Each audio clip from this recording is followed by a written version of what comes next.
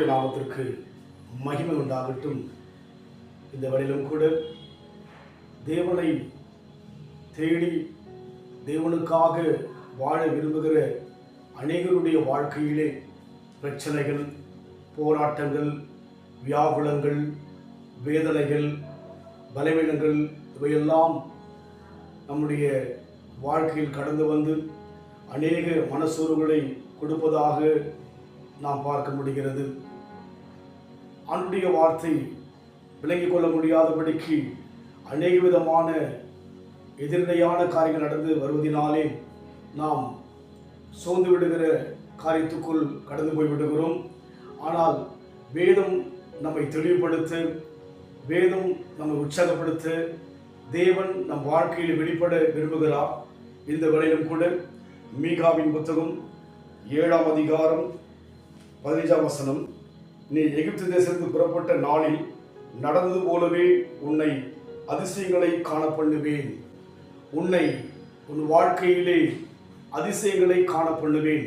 அதிசயம் எகிப்திலே இருந்த இஸ்ரவேல் ஜனங்கள் வாழ்க்கையிலே அநேக விதமான காரியங்களை தேவன் செய்தார். மனிதன் கண்டிராத காரியங்களை தேவன் செய்தார். அதுதான் அதிசயம். இன்றைக்கு நம் வாழ்க்கையில் கூட நாம் கண்டிராத, காணக்கூடாத காரியங்களை தேவன் செய்ய வல்லவராய் இருக்கிறார். நீ அறியாததும் உனக்கு எட்டாததுமான பெரிய காரியங்களை அறிவிப்பேன் என்று சொல்லி அவருடைய வார்த்தை சொல்கிறது.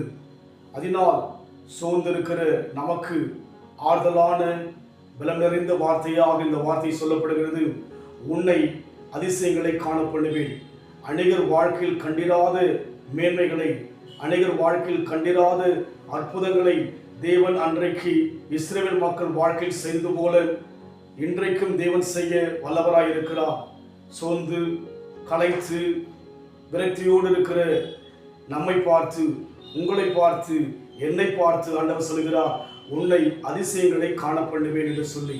அதனால் நாம் தேவனை நோக்கி சார்ந்து வாழ, தேவனை தொடர்ந்து ஸ்தோத்திரிக்க நம் வாழ்க்கை ஒப்புக் கொடுப்போம். நிச்சயமாகவே நம் வாழ்க்கைக்கு ஒரு முடிவு உண்டு. நம் நம்பிக்கை வீண் போகாது. இஸ்ரவேல் ஜனங்களுடைய வாழ்விலே தேவன் எப்படி நடத்தினார் அதிசயமாய், அதுபோல இன்றைக்கு நம் வாழ்க்கையில் கூட தேவன் அதிசயமாய் நடத்துவார் என்கிற அந்த நம்பிக்கையோடு இருப்போம். கர்த்தர் பெரிய காரியம் செய்ய இன்றைக்கும் வல்லமை உள்ளவராய் இருக்கிறார். அதிசயமானவர் ஆறுதல் தருகிறார்.